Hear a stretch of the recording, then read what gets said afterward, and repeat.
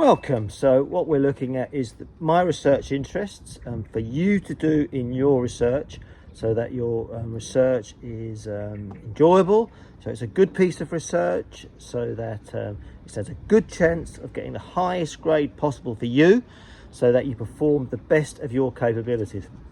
So what are the areas of I'm interested in? It's generally in about well-being, and those variables that we can look at that are multiple. One of them is mood and emotion, and we've done a really nice model of how mood and emotion interact and affect each other, and the idea that the strategies we look to regulate our mood and the approach in which we manage our mood is different to how we manage our emotions, and knowing that difference and knowing how we feel and why we feel can be really helpful to understanding ways to make us feel better. We can look at self-confidence and the sources of self-confidence, and the fantastic theory of Bandura self-efficacy theory. There's that self-confidence is learned and we acquire it from 4 different sources.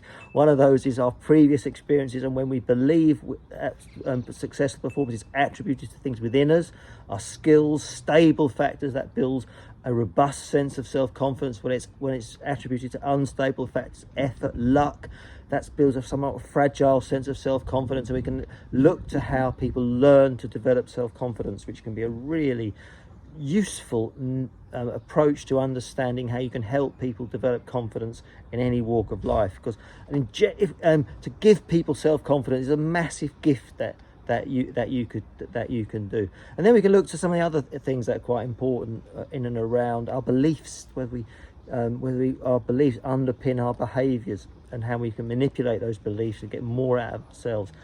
So then we can look at how we might do research and where that goes. And that is I'll tell you what, that is the real challenge for you, because typically students come with good ideas, sometimes big ideas, and trying to make that work is difficult, because the thinking through, I'll do a study about X or Y, that makes absolute sense. But then how do you do that study? And then there's the dreaded ethics, of which seem more daunting. What ethics are saying, this is the method we will use, and this is why it's safe. It's a bit like, here's the menu, this is what we're going to eat, and you want to know that all the ingredients are good, are going to provide nutritious benefits, and will not make you feel ill. Or in essence, ethics are safeguards, though we make sure the ethics are suitable for you and you can do them. But then we look at how you do the research, and gathering data from people is more difficult than what it seems and what you might think it is. People say, I'll help you get data. They are more difficult to get than what you'd imagine. So think that through. The one method of which I think is really quite good is a single subject case study design, where you get a participant for whom you want to help and want to improve, and then you run an intervention on that participant with appropriate controls, and we get into that. And that's the control conditions for single subjects are possible.